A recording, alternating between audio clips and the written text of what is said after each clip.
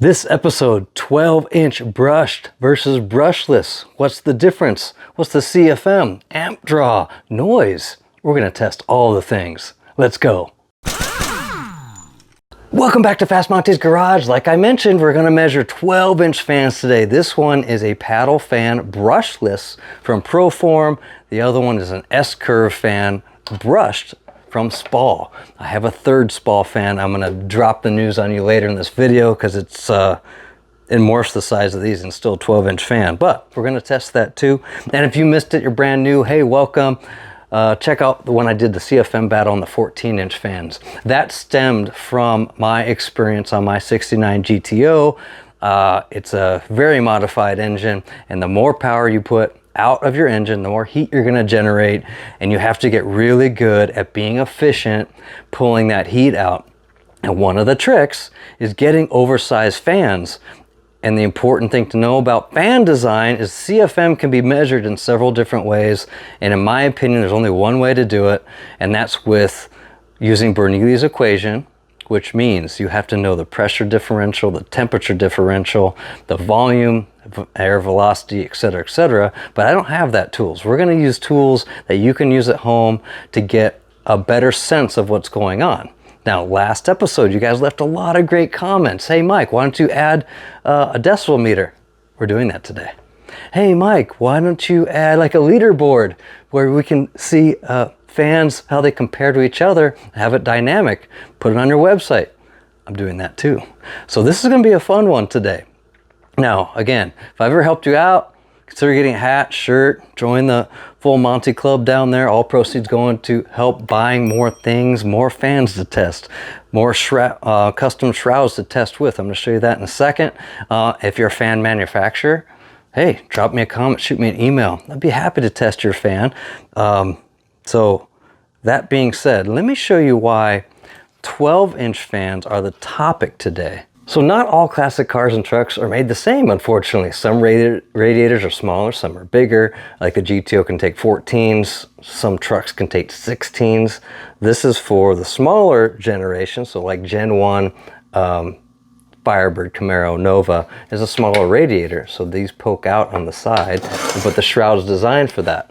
And I designed it. It's on my website. I have like 10 different ones now, fastmontysgarage.com. But all my shrouds can mount a Spall or the new Proform Brushless. There's the same bolt pattern, which makes it easy for you guys if you get a shroud and you have a cold case radiator. But the whole point here is that when I tested this on the last video, I tested it on a shroud and I taped off one fan while I tested the other fan, and I had to cover up the flap doors, but that's 95% because you still have that whole area underneath that's pulling from the radiator. So I wanted to do one level better. Check this out. Yep. It's my test shroud made for one fan, and I have adapter plate. So this can fit a bigger fan, but I made an adapter plate to fit the 12-inch fan so we can bolt it on there. It has provisions for other fan sizes. If, let's say, another fan manufacturer drops a comment and says, you got to test my fan, I can easily make an adapter plate and use it on the same shroud. So the shroud is covered on all sides. When it goes on the test radiator, bitchin', so it's the same every time. So we just cut that variable out, and I'm excited about that. So speaking of different radiators, drop a comment, let us know what car you have, what year, what make, what model, is a car, a truck, whatever, what radiator size, what you're looking to do, and let's treat this as a group. Help out where you can. If you see someone that says having problems and I don't get to the answer, drop an answer. That's what this forum is for. Let's go hit the lab and show you how everything else is going to get set up. Okay, welcome to the lab. I just have two workbenches with a giant air gap underneath. There's nothing here, and the shroud is mounted to both workbenches. So if you saw last video where I did this, it was a very similar setup except the shroud, right? So the shroud is brand new, a great mock-up tool, and we're going to add a decibel meter. Now, I'm going to put this on the ground right underneath the fan so I know it's a safe spot so I don't bump it. But most importantly, it's the same spot every time I test a fan moving forward.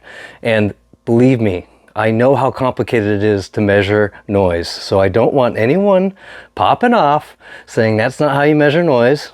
And the rest of you, you have my permission to light them up. So I say that because the proper way to measure noise is with super sensitive equipment in a rubber room, you know, with the padded walls and everything, and you have to have a filter to filter out ambient noise, etc., etc. So this is what the tool we're going to use. It's going to be the same tool for every test, and it will just give us a benchmark. So I'll put a number down. You can actually set that tool to a max setting, so it will just give the max number during the test. I'll write it down, reset the tool for the next test. Moving forward, okay? We all clear there? This is just home testing equipment. Now, power supply, most important. This is a 50 amp power supply. I can also adjust the voltage. Last video, I set it to 13 amps because that's how Spall tests their fans and measures CFM. This video and moving forward, I'm going to use 13.8 volts, which is much closer to what our alternators put out. So typically an alternator is going to be 14 range, so 14.1, 14.2, maybe down to 13.8. So we're going to use 13.8 as our standard moving forward, okay? The same power supply has an amp meter on it, so we can see the amp draw when we fire it up, and I'll explain that more in a little bit. I also have an amp clamp so I can double check that it's reading the right number. And then most importantly, we're gonna need an anemometer. An anemometer measures velocity of air, and those of you that saw last video, I actually compared a few anemometers because I didn't know if mine was accurate. And what you don't know is I bought 6 of them. I had 6 anemometers in my possession. I think 2 or 3 made the video cut, but I had 6, and they all measured the same. So I'm good with my anemometer. I don't have to change it. So starting things out, we're gonna go with the brushless fan first, purely because I already had it mocked up and it was in the video. But let's discuss the difference between brushed and brushless real quick. There's a major difference. Those of you that have taken apart a motor back when you were a kid, you probably had a brushed motor. They call it a brush because the windings that are around all the laminations on the armature or the rotor that spins, there's 2 metal brushes that come out and touch each side as it rotates. So it energizes, creates an electromagnetic field. And then you have magnets on the outside of the can around the rotor that's helping create the motion. That's a brush motor. So a brushless motor is the opposite. The windings are actually in the can and the magnet is on the rotor shaft. So the magnets are spinning, so you don't have to energize the rotor. There are no brushes. I call it brushless. Now, some benefits there. Because you have less mass on a brushless motor, less inertia, you can get higher RPM out of it. The second nice feature is there's nothing to wear out. So the bearings can wear out, and that's the only thing you have to concern yourself with. So with the brushless motor, the first thing that's going to fail are the radial bearings on each end of the shaft. Where a brush motor, the brushes are very high wear because metal and metal, that's going to wear out first. So that's why you get more life out of a brushless motor. Now, the really neat thing with us automotive guys, that's a very value add aspect of a brushless motor, is its starting amps. And that's what we're going to video today. We're going to show you when I crank this up, how much the amp meter doesn't move. Because I mentioned the inertia earlier. On a brush motor, it takes a ton of power to get it going. It goes quicker, granted, but it takes a ton of power and there's going to be an amp spike.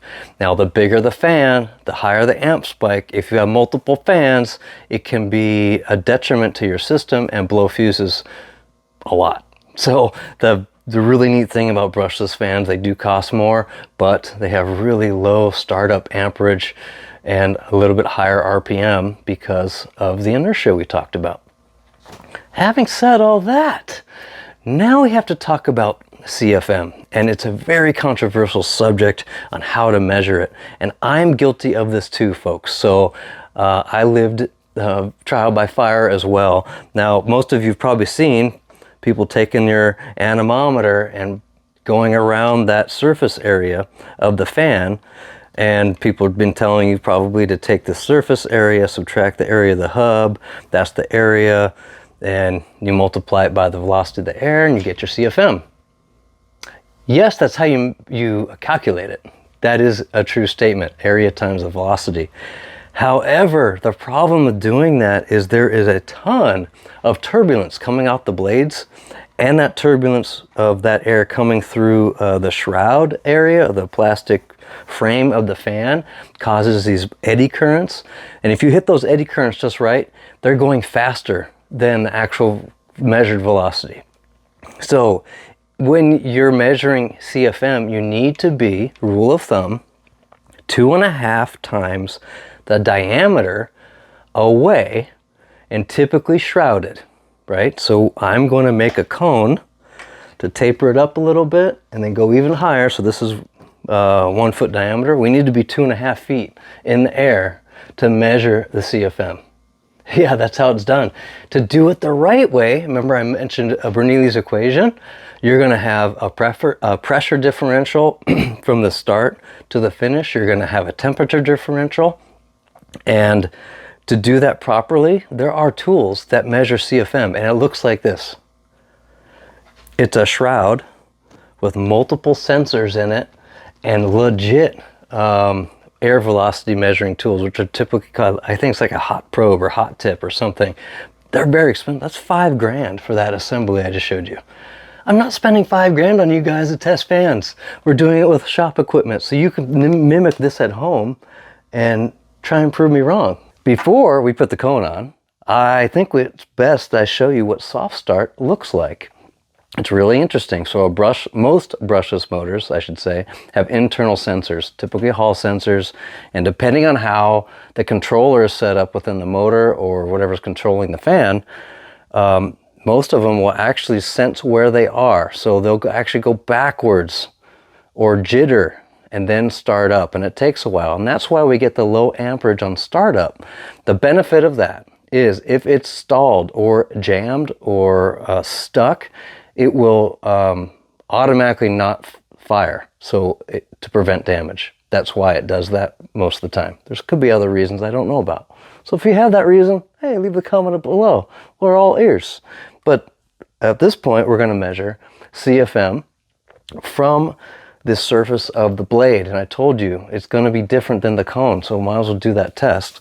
And the way you do that is you take the area of the fan blade only, so 12 inches pi r squared, so you have to convert to feet too, so it's half a foot, and then you subtract the hub.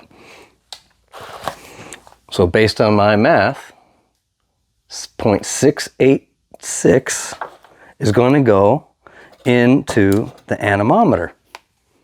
Right there. So I'm going to go ahead and fire it up. We're going to video the amp behavior so you can see what's going on. I already tested for volts. It's at 13.85 to be exact. So we're going to leave it at that. And let's go. Fire in the hole.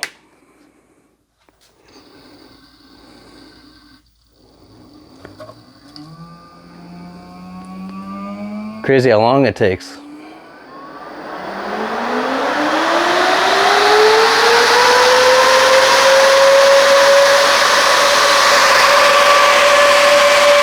There we go. We're like at 12 amps.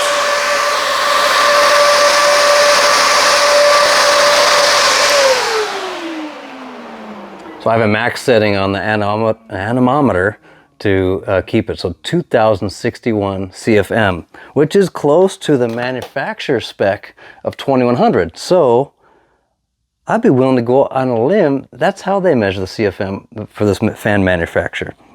Now let's go ahead and get that cone on there. Yep, cone. This cone measures 13.5 inches on the bottom because it has to cover that whole fan housing. And then at the top is 12 inches. So we have to change the area back to a 12-inch diameter, which is 0.785 square feet. Now let's get a measurement.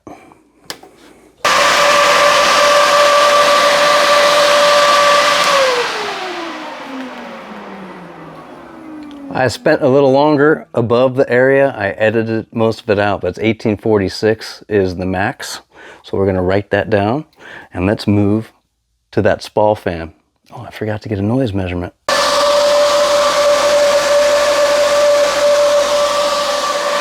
100 decibels. 11.4 amps. Okay, got the Spall wired up. We're gonna do the amp draw test again, but it's gonna be real quick. So I'll video it, but I'm also gonna video the amp clamp a couple times. I don't know if I'll show it. I'll show one, but I had to do it 2 or 3 times already, and it's around 40 amps. You'll see it on the amp suite. Pretty crazy. And then we'll measure CFM. See what we get. Let's go. Bam!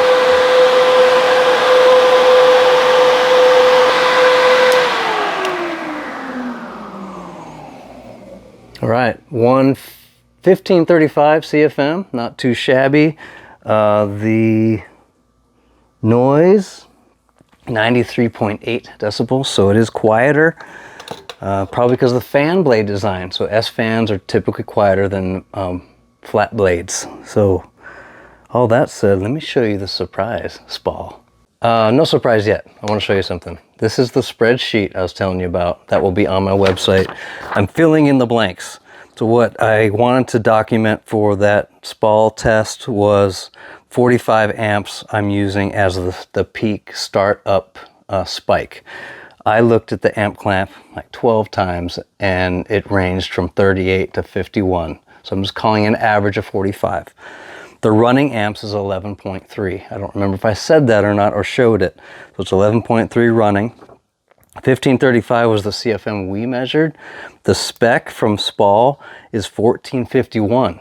So we were a tiny bit higher than Spall, which is interesting.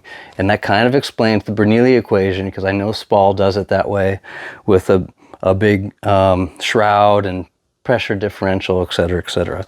So that's the standard brushed Spall. Here's the surprise. This gargantuan looking thing is the Max Performance Spall Brushed. Look at the fan blades on that thing.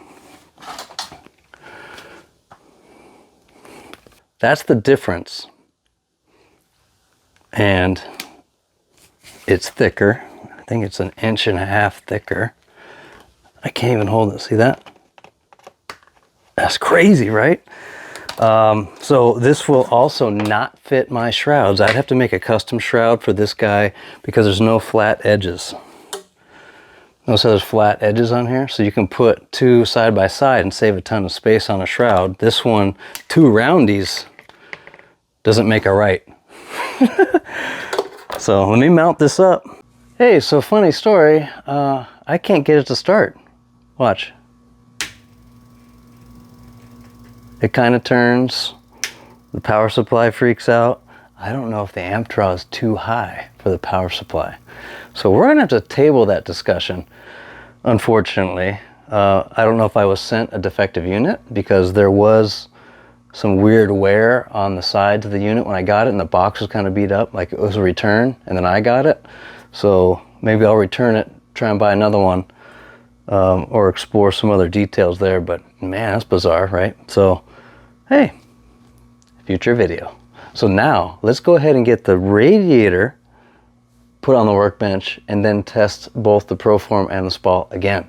Here's my favorite radiator built. It's called From Cold Case. It has a dual core with 1.25 inch wide tubes, which makes it more efficient. So to maximize that efficiency, like we talked about earlier, we need big fans. And my GTO has 14s, twin 14s in it. But this shroud fits perfectly. It flush mounted right against the fins of the core on both sides, obviously top and bottom. All we need to do is tape it down, put the cone back on, and we can test it because it's still free flowing air underneath. And all that core size is dedicated to this shroud and that fan. Perfect. Time to measure all the things. CFM, noise, amp draw when loaded. There we go. And now we wait.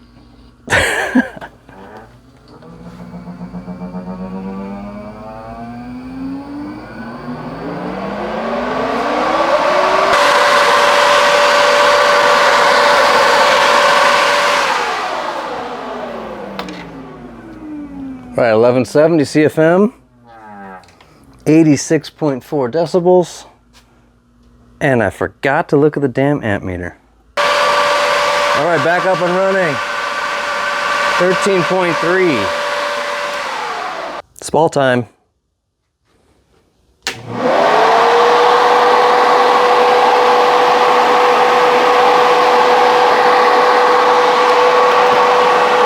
.6 amps. 90.1 decibels and 1043 CFM. All right, I'm gonna write all this down, process some data, and wrap it up. All right, boys and girls, here are the results. You guys wanted a leaderboard. Here it is. You actually go to my website, right on the top there it says fan test. Click on that link and get to this spreadsheet that I showed you. And it's a work in progress, so every time I update the spreadsheet, the website updates. And I'm still choosing what attributes to use. So if you guys want me to add an attribute, let me know. I make the final decision. But for now, we're only going to use one noise variable. And that's the one without the radiator, because that's a direct line of sight to the fan and measuring that noise. And again, it's just a benchmark to kind of understand the difference between Spall, Proform, paddled, S-curves, all that stuff. So that's how I'm going to test noise moving forward. You'll notice on that chart I did populate the Spall 12-inch that we couldn't test because it's a known spec. 42 amps to run that thing. Man. The other thing to note, you noticed that the CFM measurement with free air on the Spall was a little bit more than their spec. I actually trust the Spall spec because they use, like I said, they use a giant plenum. They take static pressure measurements. So I do trust Spall specs when it comes to CFM. But you'll also notice that when the two fans were loaded, the Proform did pull more air, although it's louder. So you have these, and soft start, and blah, blah, blah. So hopefully one of these days I can get my hands on some more fans, and to show you the cool reason why I have this and why it's so big. If you take this off, the Spall 14-inch brushless fan. Voila! That's why it's that big, because that's how big it needs to be. So I'm actually waiting for the wire harness because it's a funky one, and I'm going to test this too. The very next video is probably going to be a 66 to 67 GTO shroud for Cold Case, because you guys have been hammering me on that. I finally got it designed. I don't have it in yet. I have to test it, but you're going to see that in the next video. And yeah, everything's on the website now. Hats, or actually on my YouTube channel. Below it says store. You can get hats, shirts, shrouds on the YouTube store on my channel, or go to my website. All three of you that lasted this long, thank you for hanging out. But until next time, building fast, driving faster. See ya.